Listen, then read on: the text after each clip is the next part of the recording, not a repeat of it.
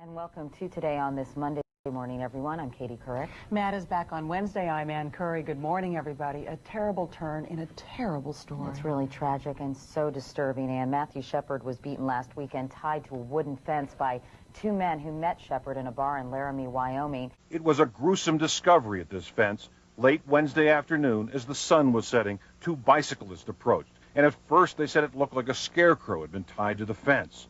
Instead, the lifeless, savagely beaten body of 21-year-old Matthew Shepard, a University of Wyoming freshman, a gay man, barely alive tonight, in a coma, brain damaged, and on life support. The victim of what many people say was a hate crime in Wyoming this morning has died.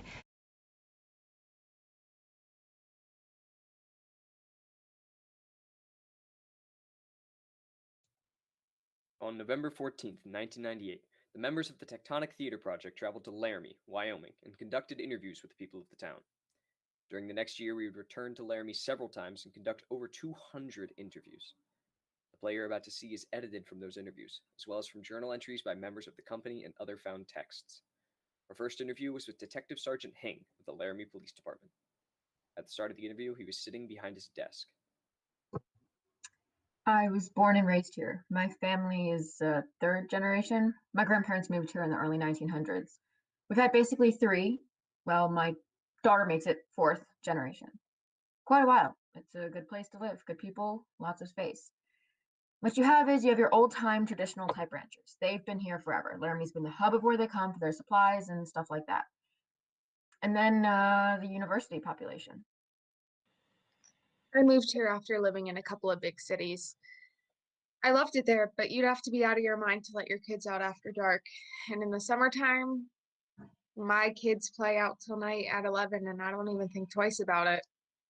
It's a good place to live. Now, when the incident happened with that boy, a lot of press people came here. And one time some of them followed me out to the crime scene, and well, it was a beautiful day.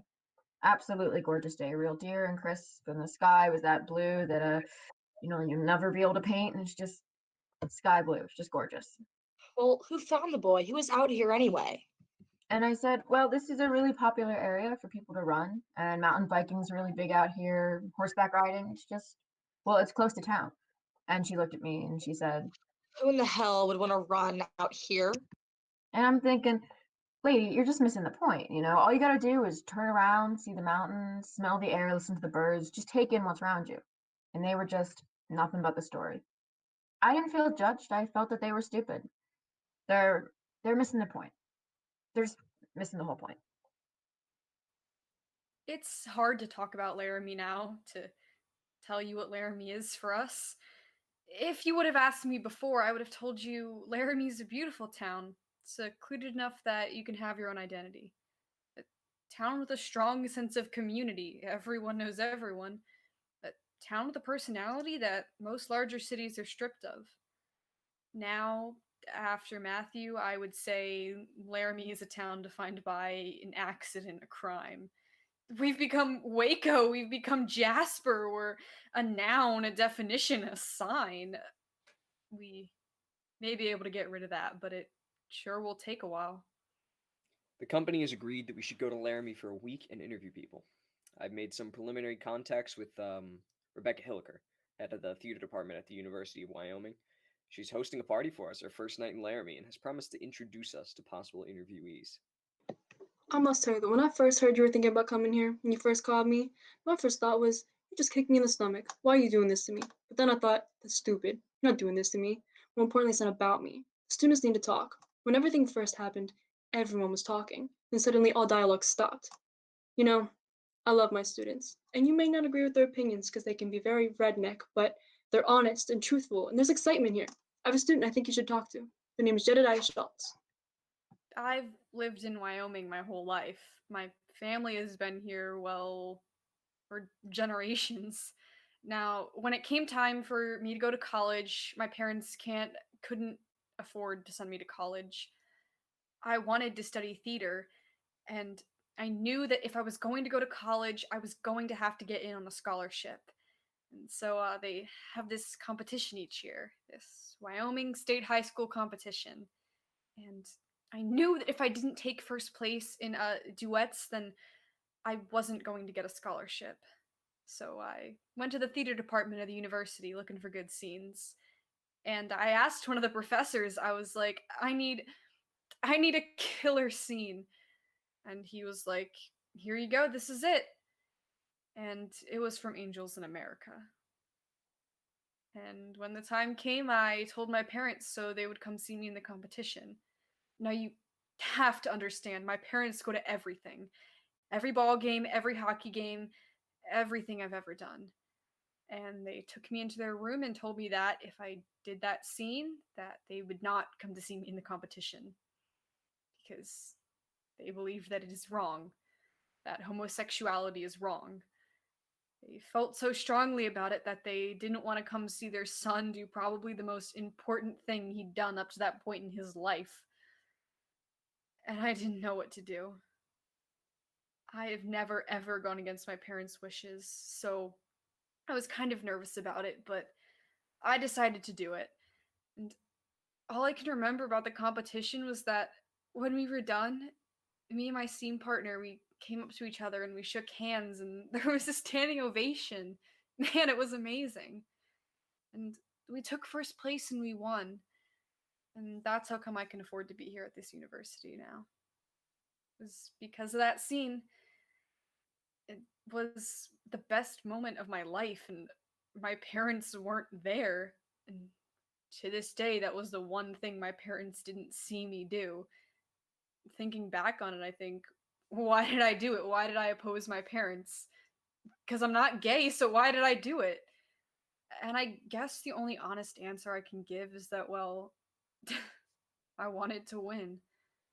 It was just such a good scene. It was like the best scene. Do you know Mr. Kushner? Maybe you can tell him. We arrived in Laramie tonight, just past the Welcome to Laramie sign, population 26,000. The first thing to greet us was Walmart. In the dark, we could be on any main drag in America, fast food chains, gas stations, but as we drove into the downtown area by the railroad tracks, the buildings still looked like a turn of the century western town. Oh, and as we passed the University Inn, on the sign where amenities such as heated pool or cable TV are usually touted, it said, "Hate is not a Laramie value." Not just ranching. This was a big railroad town at one time. They had one big roundhouse, and they had such a shop they could build a complete engine. They did. My mom worked there. She washed engines. Her name was Minnie. But I'll tell you, Wyoming is bad in terms of jobs. I mean, the university has the big high whoop-de-doo jobs, but in Wyoming, unless you're a professional, well, the bulk of the people are working minimum wage jobs. Yeah, I've either been in the service industry or bartending most of my life. Now I know everybody in town. And she does. Now that I'll tell you, here in Laramie, there's a difference, and there's always been. What it is a class distinction. It's all about the educated and the non-educated, and the educated don't understand why the ones aren't educated. And that's why I told my kids that they had to fight because their mother was a bartender. Never mind, I was the best bartender in town. And she was. That's not bragging. That's a fact. And, well, I've been close enough to know many people. I have a daughter in the sheriff's department. As far as the gay issue, I don't care one way or the other as long as they don't bother me. And if they did, I'd just say no thank you. And that's the attitude of most of the Laramie population. They might poke one if they were in a bar situation, if they'd been drinking, but they might actually smack one in the mouth and they'd just walk away. Most of them, they just say, I don't swing that way, and whistle on about their business. Laramie's live and let live. Today, for the first time, we met someone who actually knew Matthew Shepard. Trish Steger, owner of a shop in town, referred to him as Matt. Matt used to come into my shop. That's how I knew him. Well, on the 2nd of October, I got a phone call about 10 after 7. It was Matthew Shepard. He said, "Can you pick me up on the corner of 3rd and Grand?" So anyhow, I pull up to the corner to see who Matthew Shepard is, It's a little guy about 5'2", soaking wet. I bet you 97 pounds tops. They say he weighed 110, but I wouldn't believe it. They also said he was 5'5" in the newspapers, but this man was really only about 5'2", maybe 5'1". So he comes up to the window, and I say, "Are you Matthew Shepard?" He says, "Yeah, I'm Matthew Shepard, but I don't want you to call me Mr. Shepard or Matthew. I don't want you to call me anything. My name is Matt, and I want you to know I am gay, and we're going to a gay bar. You got a problem with that?" I said, "How are you paying?" Fact is, Laramie doesn't have any gay bars. And for that matter, neither does Wyoming.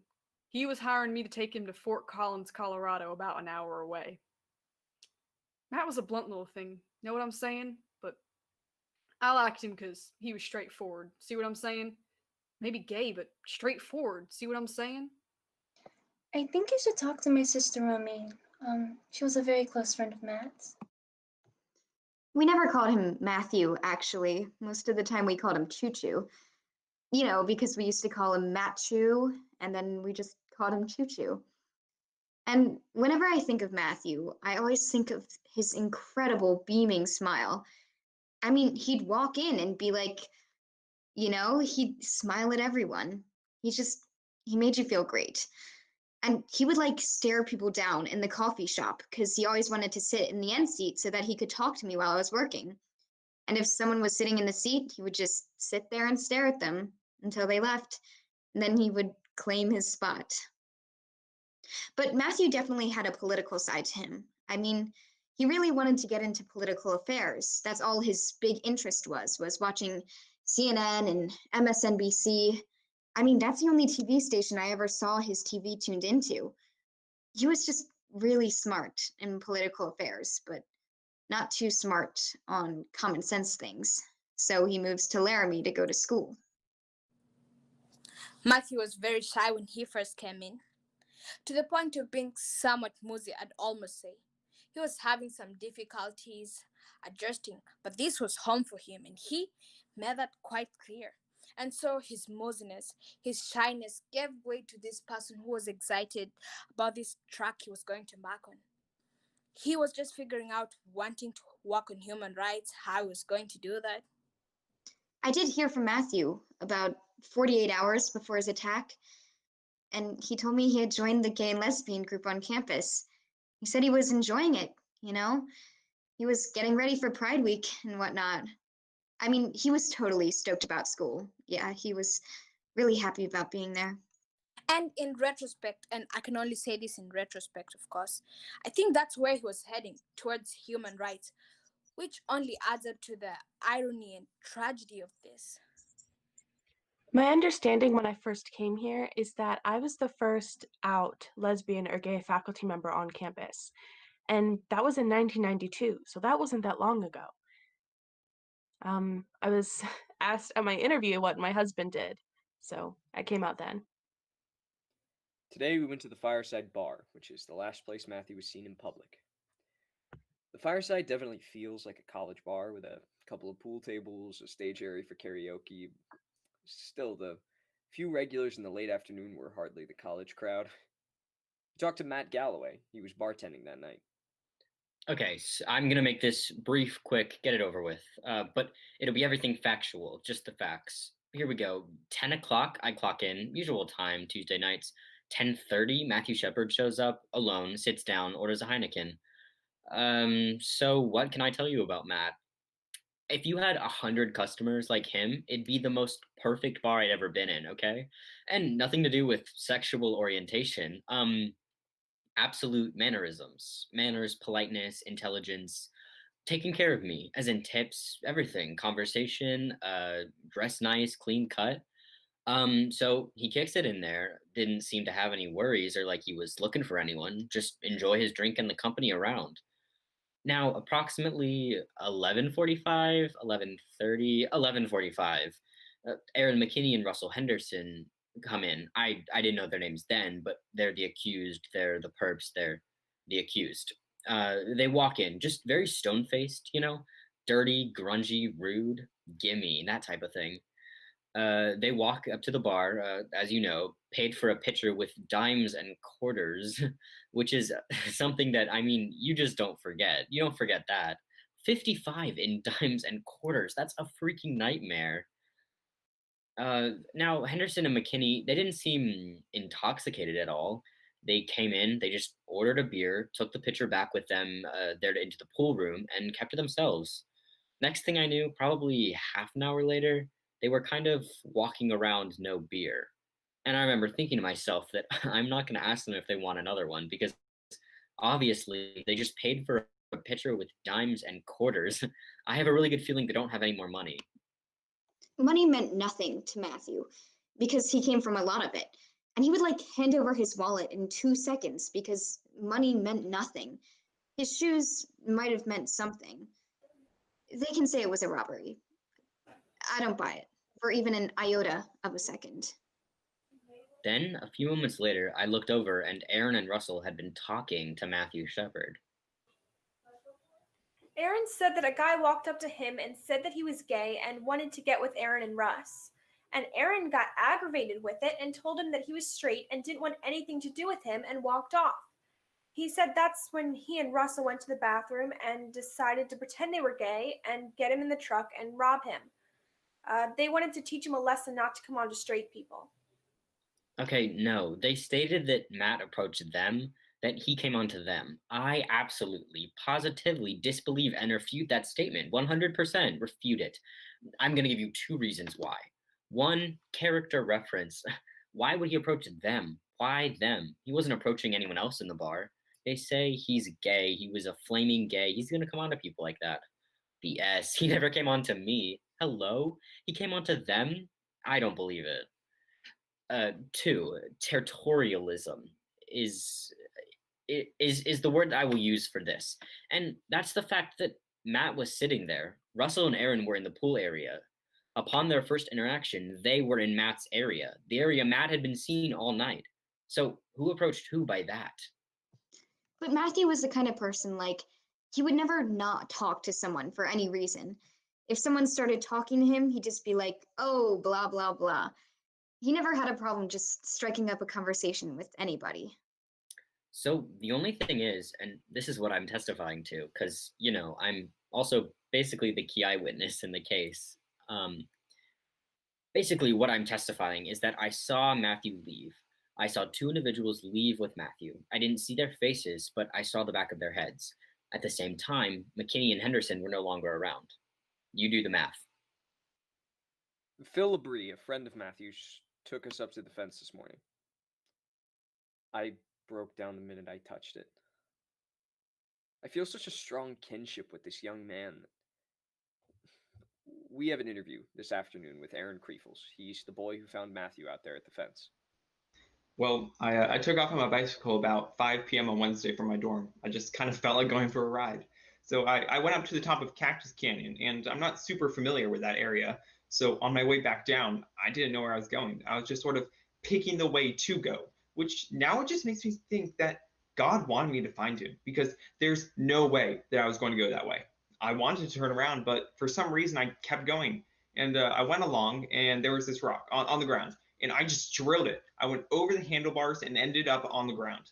So I got up, and I was kind of just dusting myself off, and I was looking around, and I noticed something, which ended up to be Matt. And he was just lying there by a fence, and I just thought it was a scarecrow. I was like, Halloween's coming up. Thought it was a Halloween gag, so I didn't think much of it. So I got my bike, walked it around the fence that was there. It was the buck-type fence, and got closer to him, and I noticed his hair. And that was a major key to me noticing it was a human being, was his hair. Because I just thought it was a dummy. Seriously, I even noticed the chest going up and down. I still thought it was a dummy, you know? I thought it was just some kind of mechanism. But when I saw hair, well, I knew it was a human being. So I ran to the nearest house, and I just ran as fast as I could and called the police. I responded to the call. When I got there, the first at first the only thing I could see was partially somebody's feet, and I got out of my vehicle and raced over. I seen what appeared to be a young man, 13, 14 years old, because he was so tiny, laying on his back, and he was tied to the bottom end of a pole. I did the best I could. The gentleman that was lying on the ground, Matthew Shepard, he was covered in dry blood all over his head. There was dry blood underneath him, and he was barely breathing. He was doing the best he could. I was going to breathe for him, and I couldn't get his mouth open. His mouth wouldn't open for me. He was covered in, like I said, partially dry blood and blood all over his head, and the only place he didn't have any blood on him, on his face, was what appeared to be where he had been crying down his face. His head was distorted, it didn't look normal. He looked as if he had had a real harsh head wound. I was working in the emergency room the night Matthew Shepard was brought in. I don't think that any of us can remember seeing a patient in that condition for a long time. I mean, yeah, for a long time, those of us who've worked in big city hospitals have seen this, but we have some people here who have never worked in city hospitals. It's just not something you expect here. Well, you expect it. You expect this kind of injury, in fact, to come from a car going down a hill at 80 miles an hour. You expect to see gross injuries from something like that. This horrendous, terrible thing. But you don't expect to see that from someone doing this to another person. The ambulance report said it was a beating, so we knew. There was nothing I could do. I mean, if there is anything that I could have done to help him, I would have done it, but there was nothing. And I was yelling at the top of my lungs at him, trying to get something out of him, like, hey, wake up, hello. But he didn't move. He didn't flinch. He didn't anything. He was tied to the fence. His hands were thumbs out in what we call cuffing position, the way we handcuff people. He was bound with a real thin white rope. It went around the bottom of the pole about 4 inches up off the ground. His shoes were missing. He was tied extremely tight, so I used my boot knife and tried to slip it between the rope and his wrist. I had to be extremely careful not to harm Matthew any further. Your first thought is, well, certainly you'd like to think that it's somebody from out of town that just comes through and beats somebody. I mean, things like this happen, stuff happens. And it happens in Laramie, but if there's been somebody who's been beaten repeatedly, certainly this is something that offends us. Yeah, offends us. He was bound so tight. I finally got the knife through there. I'm sorry. We rolled him over to his left side. When we did that, he quit breathing. Immediately, I put him back on his back, and that was just enough of an adjustment. It gave me enough room to cut him free there. I seen the EMS unit trying to get the location. Once the ambulance got there, we put a neck collar on him, placed him on a backboard, and scooted him from underneath the fence. Then Rob drove the ambulance to Ivanson Hospital's emergency room. Now, the strange thing is, 20 minutes before Matthew came in, Aaron McKinney was brought in by his girlfriend. Now, I guess at the time, he had gotten into a fight later on that night back in town. So I'm working on Aaron, and the ambulance comes in with Matthew. Now, at this point, I don't know that there's a connection between the two at all. So I tell Aaron to wait, and I go and treat Matthew. So there's Aaron in one room at the ER, and Matthew in another room 2 doors down. Now, as soon as we saw Matthew, it was very obvious that his care was beyond our capabilities. Called the neurosurgeon of Poudre Valley, and he was on the road in an hour and 15 minutes, I think. They showed me a picture. Days later, I saw a picture of Matthew. I would have never recognized him. Then, 2 days later, I found out the connection, and I was very struck. There were 2 kids. They were both my patients, and there were 2 kids. I took care of both of them, of both of their bodies. For a brief moment, I wondered if this is how God feels when He looks down at us, how we are all His children. And I felt a great deal of compassion for both of them. Well, the news reports started trickling in on Thursday, but no names were mentioned. The brutality of the crime was not mentioned. All that was mentioned was there was a man, Laramie man, found beaten out on the prairie, basically. Later on in the evening, they mentioned his name. It was like, that cunt, that's not Matthew Shepard, that's not the student, that's not the person I've been meeting with. I was in the coffee shop, and someone pulled me aside and said, I don't know much, but they say there's been a young man who's been beaten in Laramie. And he said his name is Matthew Shepard. And he said, do you think this could be our Matthew? And I said, well, yeah, it sounds like it could be our Matthew.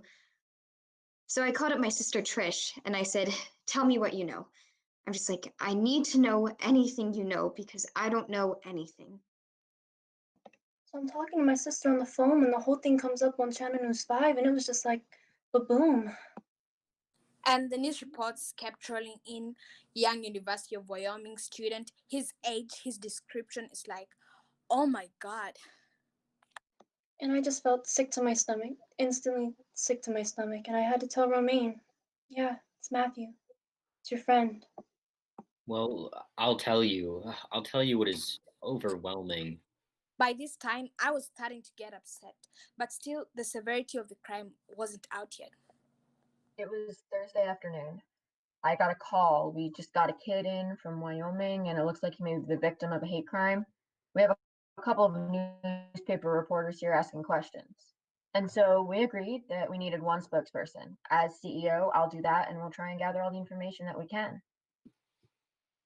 And then I watched the 10 o'clock news that night where they started speaking about the nature of the seriousness of it. So we go to the arraignment. There were probably about 100 people from town and probably as many news media.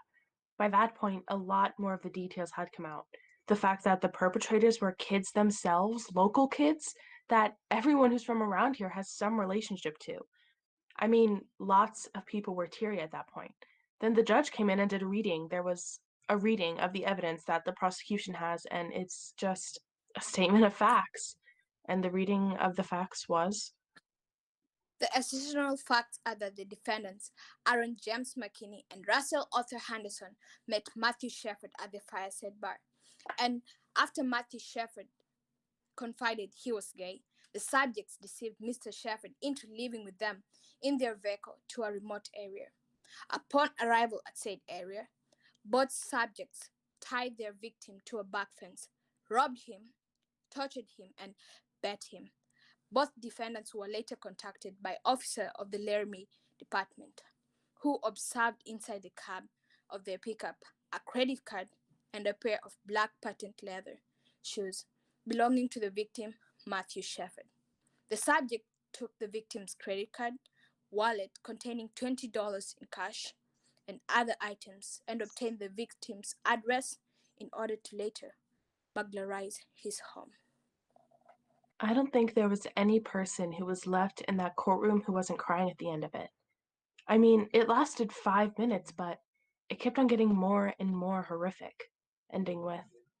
Said defendants left the victim begging for his life. How could this happen? I think a lot of people just don't understand, and even I don't really understand how someone can do something like that. We have one of the most vocal populations of gay people in the state. And it's pretty much live and let live. More and more details came in about the sheer brutality and motivations, how this happened, and then, quite frankly, the media descended and there was no time to reflect on it anymore. It's a tough business, as Matt Shepard knew, and his friends all know, to be gay in a cowboy country. It was huge, yeah. It was hard, and we're talking hundreds of reporters, which makes a huge dent in this town's population. These people are predators. Like this one journalist actually caught one of the judges in the bathroom at the urinal. He was asking him questions, and the judge said, "Excuse me, can I have some privacy?" And the journalist was offended. He was offended that a man was asking for his privacy. It's just not what journalism is, you know? Not like the Gutenberg Press. It's not the same. You've got the beginning of the news story where they have the graphics in the background and they've got murder in Wyoming. Wyoming's dripping red like it's got blood on it or something. And it's like, what is this? This is sensationalism. And we're here going, wait a minute. We had the guys in jail in less than a day. I think that's pretty damn good.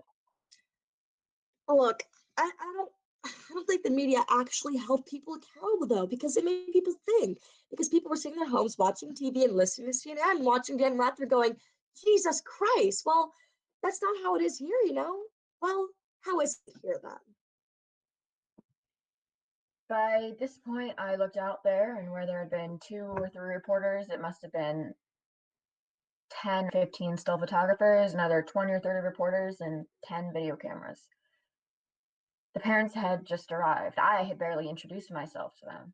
I looked out there and I thought, my gosh, what am I going to do? Matthew Shepard was admitted in critical condition approximately 9:15 p.m. October 7th. When he arrived, he was unresponsive. Breathing support was being provided. Matthew's major injuries upon arrival consisted of hypothermia and a fracture from behind his head to just in front of the right ear. This has caused bleeding in the brain as well as pressure on the brain. There are also several lacerations on his head, face, and neck. Matthew's temperature has fluctuated over the last 24 hours, ranging from 98 to 106 degrees. We have had difficulty controlling his temperature.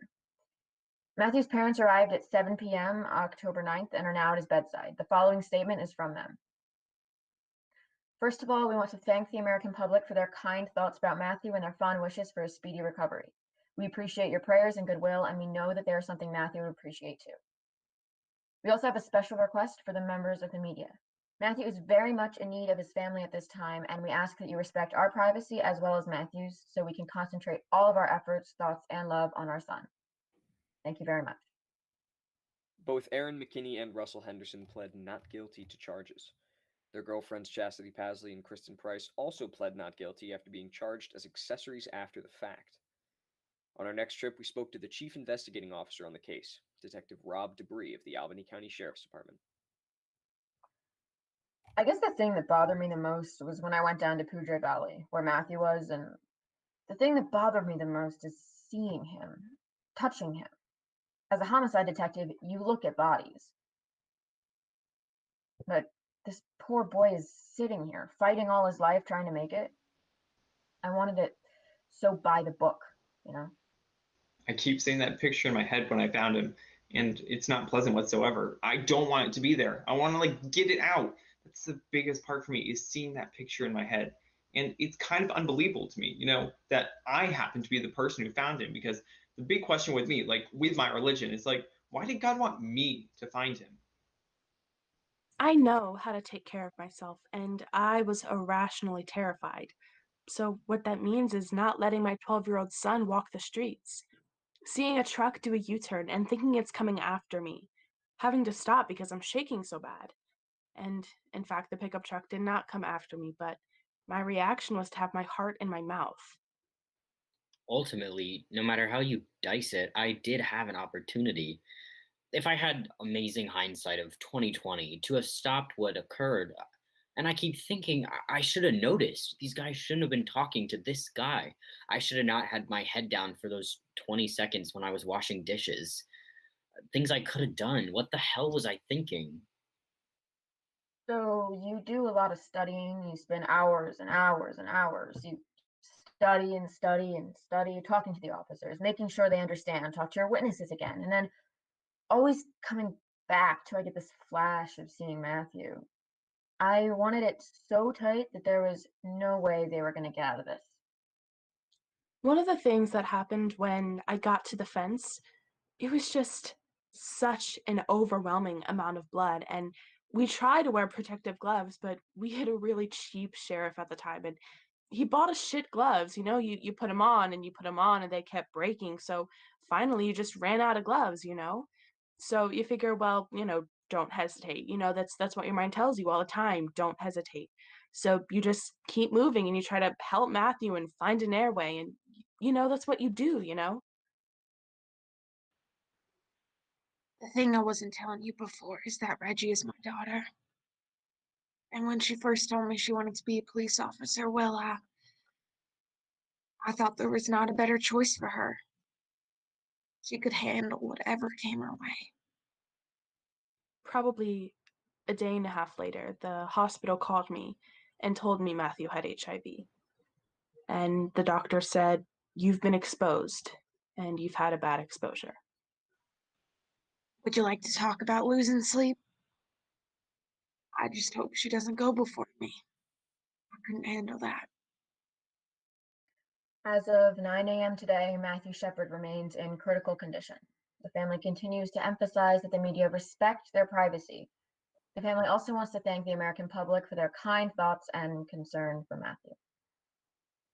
There are certain things when I sit in church, and the Reverend will tell you flat out that he doesn't agree with homosexuality, and I don't know, I think right now I'm going through changes. I'm still learning about myself, and I don't feel like I know enough about certain things to make a decision that says homosexuality is right when you've been raised your whole life that it's wrong. And right now, I would say that I don't agree with it. Yeah, that I don't agree with it, but that's just because I couldn't do it. And speaking on religious terms, I don't think that's how God intended it to happen. But I don't hate homosexuals, and I mean, I'm not going to persecute them or anything like that at all. I mean, I'm not going to be letting that get between me and the other person at all. I was in the fireside one afternoon and I ran into two friends of Aaron McKinney, Shannon and Jen. You knew Aaron well, right? Yeah, we both did. When I first found out about this, I thought it was really, really awful. I don't know whether Aaron was messed up or he was coming down or what, but Matthew had money. Shit, he had better clothes than I did. Matthew was a little rich bitch. You shouldn't call him a rich bitch, though. That's not right. I'm not saying he's a bad guy either. He was just in the wrong place at the wrong time and he said the wrong things. I don't know, I won't lie to you. There was times I was messed up on meth and I thought about going out and robbing. I mean, I didn't, but it's easy money and it's there. Aaron's done that thing before. They've both done it. I know one night they went down to Cheyenne to go do it, and they came back with probably $300. I mean, I don't know if they ever chose like gay people as their particular targets before, but anyone who looked like they had a lot of money and that was, they could outnumber or overpower was fair game. But do you think that there was any homophobia involved in this that contributed to some of it? Probably. I mean, it probably would have pissed him off that Matthew was gay because he didn't like the gay people I've seen him interact with before. He was fine as long as they didn't hit on him, as long as it didn't come up. Yeah, as long as they weren't doing it in front of him. What would you guys say to Aaron if you saw him right now? First of all, I asked him if he'd ever do more tweak. He wouldn't, I bet. If I saw Aaron now, I'd probably be like, man, why'd you screw up like that? But I just want to make sure he's doing good in there. I'm sure he is, though. I'd probably just want to, like, hang out with him. So, you guys both went to Laramie High? Yeah, can't you tell? We're a product of our society. This was homecoming weekend. There were a lot of people in town, and there was a homecoming parade that was scheduled. And then the students organized a tag onto the back of it, behind the parade with a banner, and that was supporting that, and everybody wearing armbands that these students had created for them. I lived in the center of town. Now, on the day of the parade, I had a cast in my leg because of the fall. So, I was very disappointed. Because I really wanted to walk with those people that were marching for Matthew. But I couldn't. So, I watched from my window, and it was just, I'm 52 years old, and I'm gay. I have lived here for many years, and I've seen a lot, and I was very moved when I saw the tag on the end of the homecoming parade. About 100 people walking behind a banner for Matthew Shepard. I was right up front there when they were holding the banner for Matthew, and let me tell you, I've never had goosebumps so long in my life. It was incredible. A mass of people, families, mothers holding their 6-year-old kids, tying these armbands around these 6-year-old kids and trying to explain to them why they should wear the armband. Just amazing. I mean, it was absolutely one of the most beautiful things I've ever done in my life. Well, about 10 minutes later went by, and Then I noticed the most incredible thing. As the parade came down the street, the number of people walking for Matthew Shepard had grown 5 times. There were at least 500 people marching for Matthew. 500 people. Can you imagine? The tag at the end was larger than the entire parade, and people kept joining in. You know what? I started to cry. Tears were streaming down my face, and I thought, thank goodness that I got to see this in my life. And my second thought was,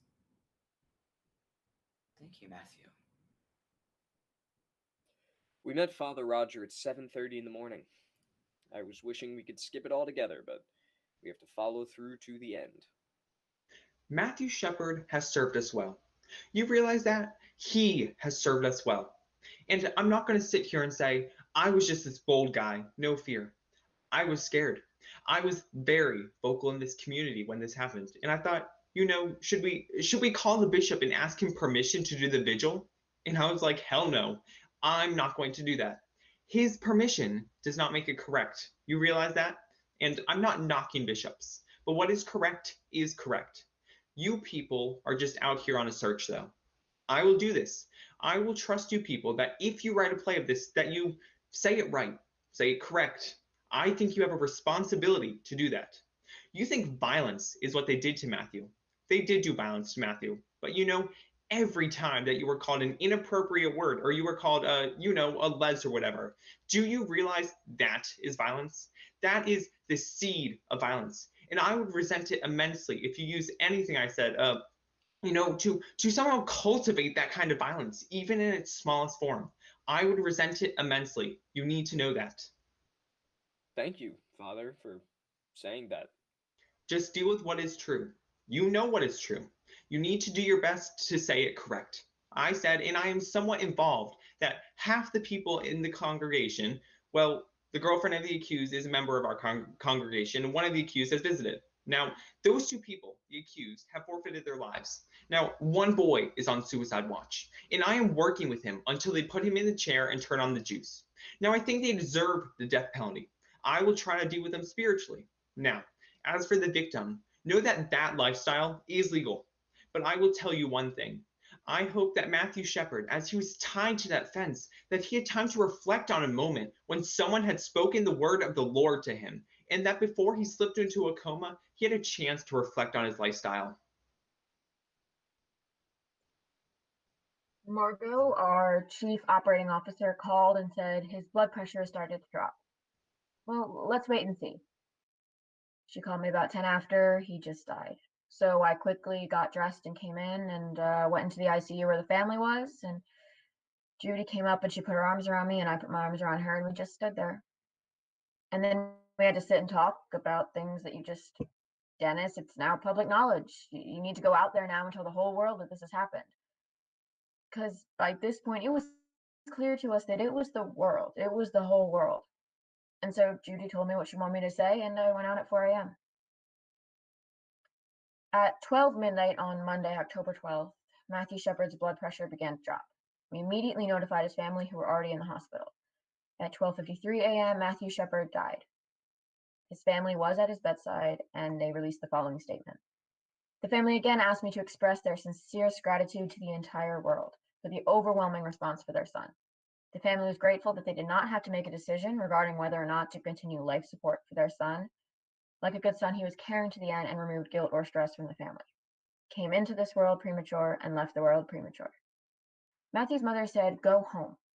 Give your kids a hug and don't let a day go by without telling them that you love them." And I don't know how I let that happen. I lost it on national television. But we had been up for like 72 hours straight and gone home and gone to sleep for half an hour and had to get up and come in. And maybe I was just I don't know. But in a moment of complete brain deadness, while I was out there reading that statement, I thought about my own 4 daughters and go home, hug your kids, because she doesn't have her kid anymore.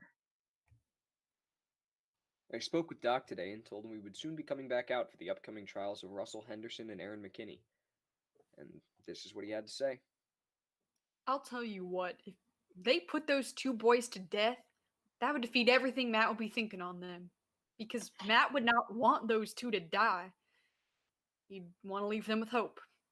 Just like how the whole world hoped that Matt would survive.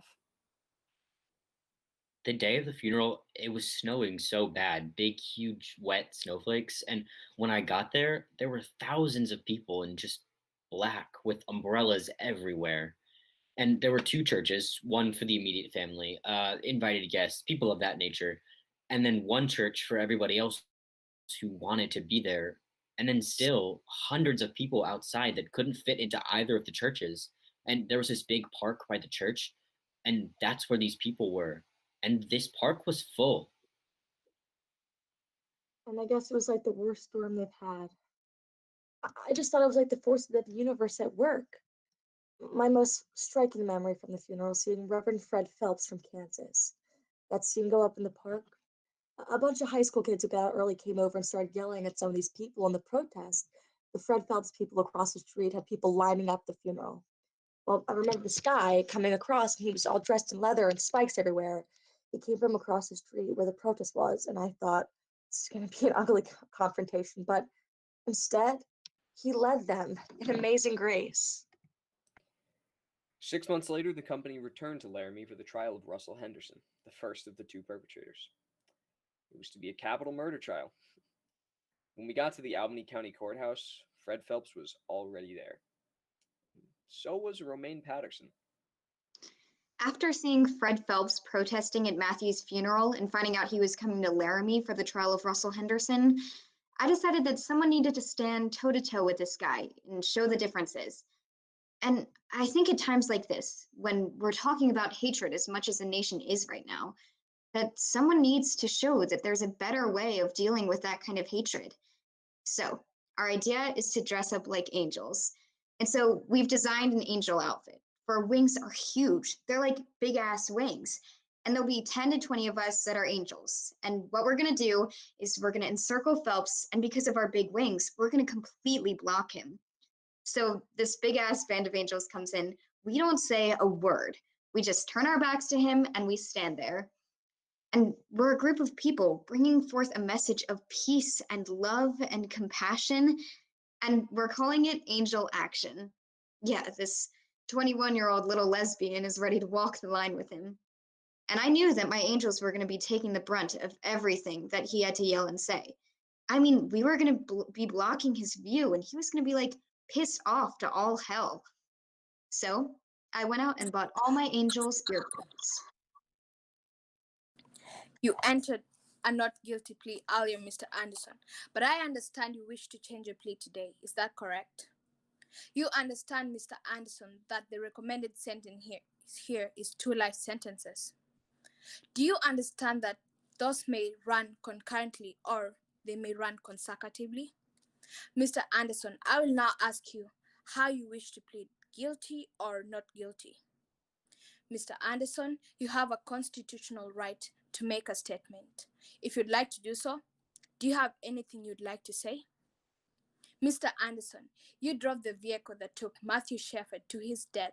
You bound him to the fence in order that he might not be beaten and in order that he might not escape to tell his tale. You left him out there for 18 hours, knowing fully well that he was there, perhaps having an opportunity to save his life, and you did nothing. Mr. Anderson, this court does not believe that you really feel any true remorse for your part in this matter. And I wonder, Mr. Anderson, whether you fully realize the gravity of what you've done. I think that's the focus that the university has taken. So we have an obligation. We have a lot to do. We have an obligation to find ways to connect with our students. Now the question is, how do we move? How do we find ways to reach a whole state that has a very deep-seated hatred towards gays? How do you reach them? This is just the beginning. And guess who's auditioning for the lead? My parents were like, so what plays are you doing this year in school? And I was like, Angels in America, and told them the whole list of plays. And they're like, Angels in America? Is that the play you did in high school? The scene you did in high school? And I was like, yeah. And she goes, huh, so can audition for it? And I was like, yeah. And we got into this huge argument. And the best thing that I knew I had on them was it was just after they had seen me in a performance of Macbeth. And on stage, I like murdered a little kid and Lady Macduff and like these two other guys. And like she goes, well, you know, homosexuality is a sin. She kept saying that. And I go, Mom, I just played a murderer tonight. And you didn't have a problem with that. I tell you, I've never prepared myself this much for an audition in my life. Never ever. Not even close. I was able to have the DNA test done. And so they got me to Fort Collins. They drew the blood there, flew it to Michigan, and did all the DNA work, and which was a week later. And then I knew I was negative for good. I'll tell you, we were all on our knees saying Hail Marys. You were just elated, you know, and you think, thank God. So what's the first thing she does? I stuck my tongue right in my husband's mouth. I was just happy, you know? You're just so happy. You think, yeah, I hope I did this service well, you know? I hope I did it with some kind of integrity. So you're just really happy. And my daughter's just bawled. Almost a year to the day that Matthew Shepard died, the trial for Aaron James McKinney was set to begin. My name is Rob Debris, Sergeant for the Sheriff's Office. You have the right to remain silent. Anything you say can and may be used against you in a court of law. Okay, so you guys, you and Russ, go to the fireside. You're at the fireside by yourselves, right? Yeah. Okay, where did you go after you leave the fireside? Some kid wanted to ride home. What's he look like? Like a queer, such a queer dude. He looks like a queer? Yeah, like a fairy, you know? Okay. How did you meet him? He wanted to ride home, and I just thought, well, the dude's drunk, let's just take him home. When did you and Russ talk about jacking him up? We kind of talked about it at the bar. Okay, what happened next? We drove him out past Walmart. We got over there, and he starts grabbing my leg and grabbing my genitals. I was like, look, I'm not a freaking fairy. If you touch me again, you're going to get it. I don't know what the hell he was trying to do, but I beat him up pretty bad. I think I killed him. What did you beat him with? Blacked out. My fist, my pistol, the butt of the gun, wondering what happened to me. I had a few beers and I don't know. It's like I could see what was going on, but I don't know. I don't know. It was like somebody else was doing it. What was the first thing that he said or that he did in the truck that made you hit him? Well, he put his hand on my leg, slid his hand like as if he was going to grab my balls.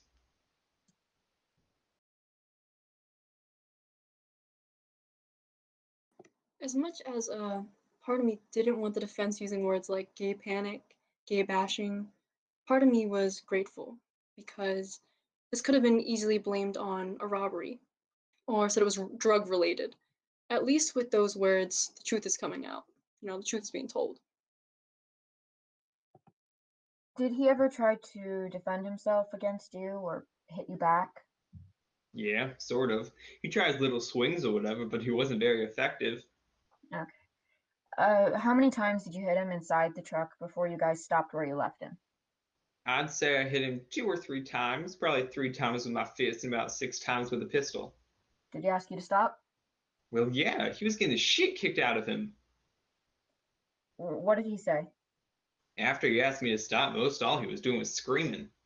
So Russ kind of dragged him over to the fence, I'm assuming, and tied him up.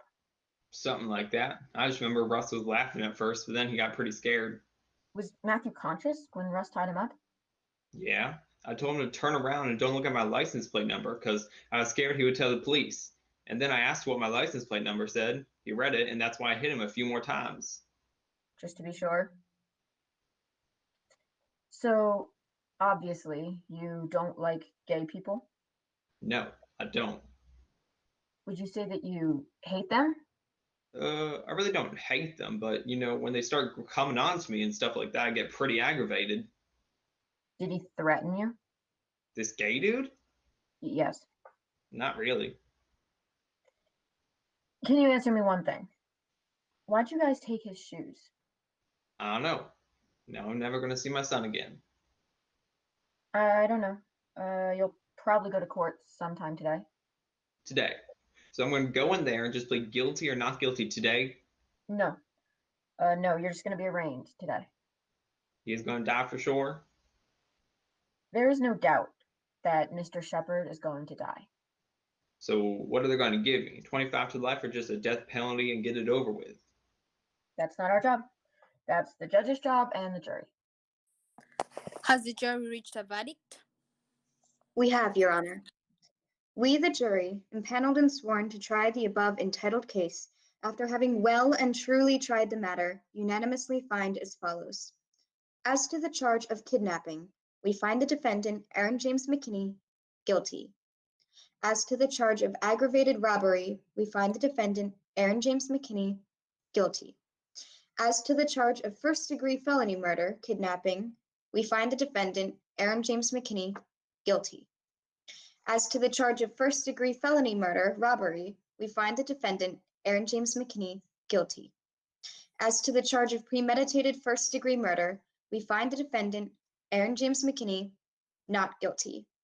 As to the lesser included offense of second-degree murder, we find the defendant, Aaron James McKinney, guilty. Aaron McKinney was found guilty of felony murder, which meant the jury could give him the death penalty. That evening, Judy and Dennis Shepard were approached by McKinney's defense team, who pled for their client's life. The following morning, Dennis Shepard made a statement to the court. Here is some of what he said. My son, Matthew, did not look like a winner. He was rather uncoordinated and wore braces from the age of 13 until the day he died. However, in his all too brief life, he proved that he was a winner.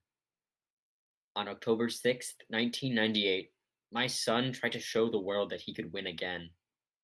On October 12th, 1998, my firstborn son and my hero lost. On October 12th, 1998, my firstborn son and my hero died 50 days before his 22nd birthday. I keep wondering the same thing that I did when I first saw him in the hospital. Who would he have become? How could he have changed his piece of the world to make it better? Matt officially died in a hospital in Fort Collins, Colorado. He actually died on the outskirts of Laramie, tied to a fence. You, Mr. McKinney, with your friend, Mr. Henderson, left him out there by himself. But he wasn't alone. There were his lifelong friends with him, friends that he had grown up with.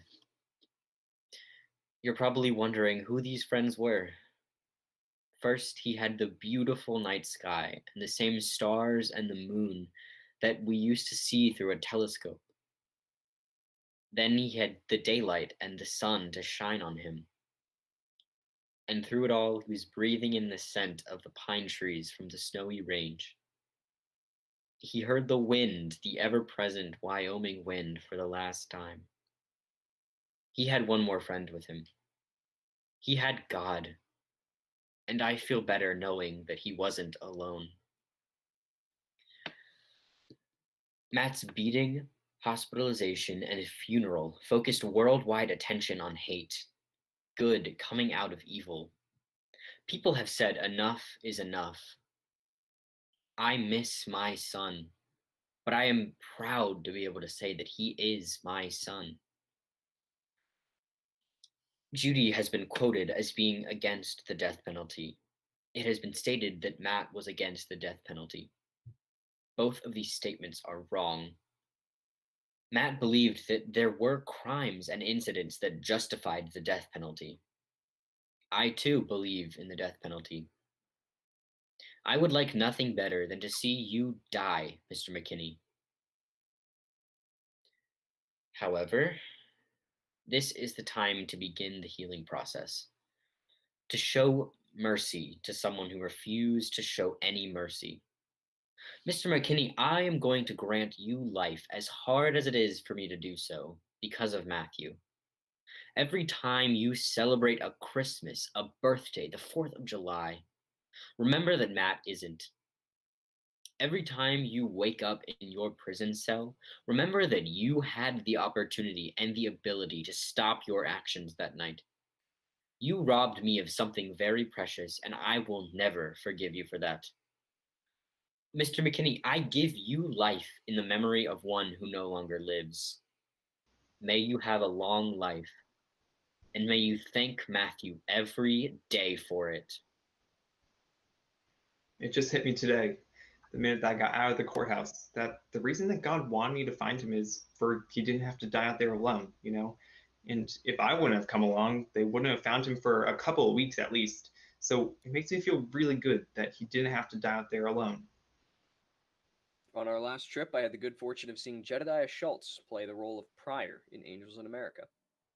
After performance, we spoke.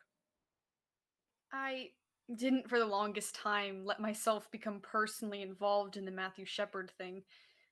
It just didn't seem real. It just seemed way blown out of proportion. Matthew Shepard was just a name instead of an individual. I just can't believe I ever said that stuff about homosexuals, you know? How did I ever let that stuff make me think that you were different from me?